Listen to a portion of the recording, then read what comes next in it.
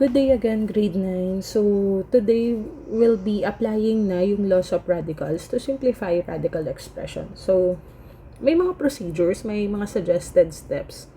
So, look at number 1. Write the radicand as a product of the greatest perfect square factor and another factor. So, while I'm explaining it, pakita ko dito sa example number 1. So, for instance, you have square root of 12. So, dun sa first procedure, sabi, write it as a product of, ito yung note, greatest perfect square factor. Greatest, pinakamalaking perfect square factor niya, and another factor, which is expecting natin na hindi siya perfect square. So, kung nakakalimutan na po yung perfect square, pinakabisado ko yun, nung first quarter pa lang, kung naalala nyo, kinabisado nyo yung 1 squared equals 1, 2 squared equals 4, 3 squared equals 9, so on and so forth. Yung mga numbers na nandoon, yun yung mga perfect square kung nakalimutan po, ha? So, punta tayo sa 12. Kung hindi kayang isipin agad-agad, pwede naman nating simplihan muna. Ang pwede mong gawin ay, think of two numbers na kapag minultiply mo is ito. So, if you have 12, ano ba yung dalawang numbers na kapag minultiply mo ay 12? So, pwede ka mag-start with 1. So, 1 times 12. Then, as much as possible, nililista natin. So, pwede siya sa 2. So, isa-isa mo. So, 12 divided by 2 is 6. So, since 2 times 6 is 12, factor siya. Try natin sa 3. 12 divided by 3 is 4. So, 3 times 4 is 12.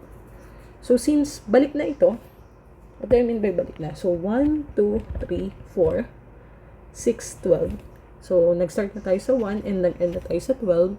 Ito na yung mga factors niya. So, sabi, piliin mo daw yung greatest perfect square factor niya. So, alam natin na yung 1 ay perfect square. Pero, ito ba yung greatest perfect square factor? So, check muna natin. Yung 2 at 6 ay hindi perfect square. So, parehong hindi pwede. So, pwede na natin cross out to. And we have 3 and 4. Ang 3 po ay hindi perfect square. Pero yung 4, perfect square yan. So, ang sabi, pili ka daw ng pair na yung isa, greatest perfect square niya, at yung isa ay hindi. So, syempre hindi mo naman pipiliin itong 1 and 12. Kasi ang gusto mo nga, masimplify yung 12 eh.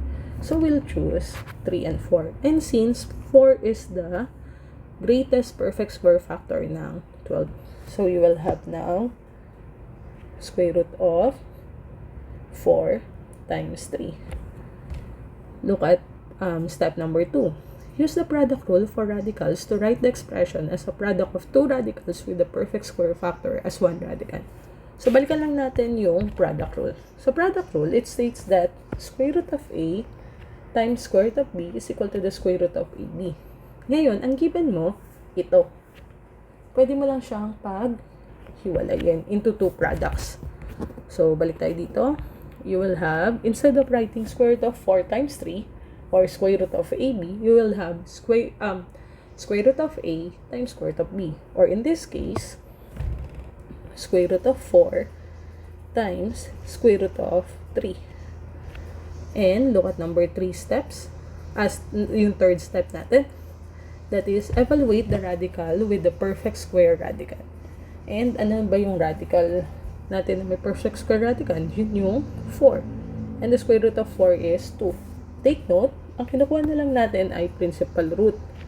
Kaya po hindi natin na ilalagay as positive negative, ha?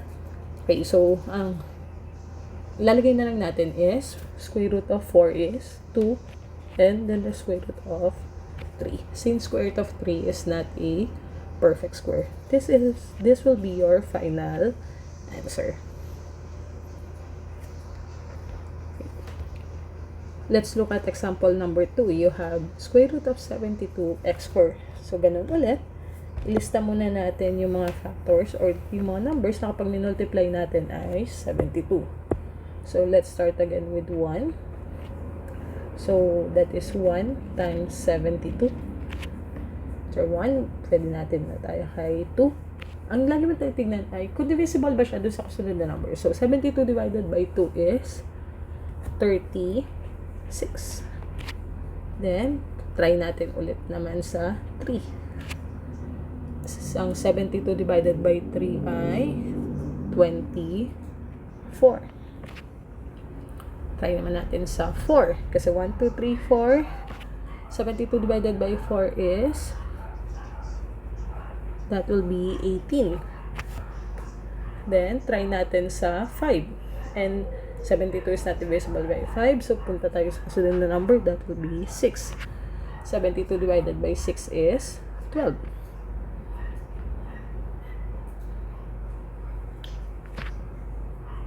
Then, try natin sa 7. 72 is not divisible by 7. So, punta tayo sa kasunod na number. That is 8. 72 divided by 8 is 9. Okay. So, yun na yung last. Kasi, you'll notice, nang ginawa natin kanina, umikot na ito. So, that is 1, 2, 3, 4, 6, 8, 9. So, hanggang 72. Umikot na tayo. Now, kailangan natin i-figure out alin yung may greatest perfect square factor. So, simulan muna natin sa ano ba yung mga perfect square factor. Alin ba dito yung pair na walang perfect square factor? So, syempre, hindi na rin kasama ito. Pinaliwanag na natin yung kanina. 2 and 36, may perfect square dyan. That is 36. So, kasama pa rin yan. 3 and 24, parehong hindi perfect square. So, pwede na natin i-cross out. 4 and 18, ang 4 ay perfect square, so hindi natin i-cross out yan. 6 and 12, ang 6 at 12 ay hindi perfect square pareho, so cross out na natin. 8 and 9, 9 is a perfect square, so pwede. So, ang pipiliin mo daw is yung merong greatest perfect square factor, which is 2 and 36. Since 36 yung greatest perfect square factor dito. So, you'll have square root of 36. Now, kung mapapansin mo, itong x square ay perfect square din. Since the square root of x squared is x, so sasama natin siya dito. So, instead of writing lang, medyo nag-i-skip tayo. So, 36 times 2 times x squared. So, pag nire-write mo siya as step number 2, you'll write it as square root of 36x squared times square root of 2. So, from here, the square root of 36 is 6. Square root of x squared is x. Yung square root of 2 remain lang sa loob since hindi na siya perfect square. And that's the final answer. 6x times square root of 2.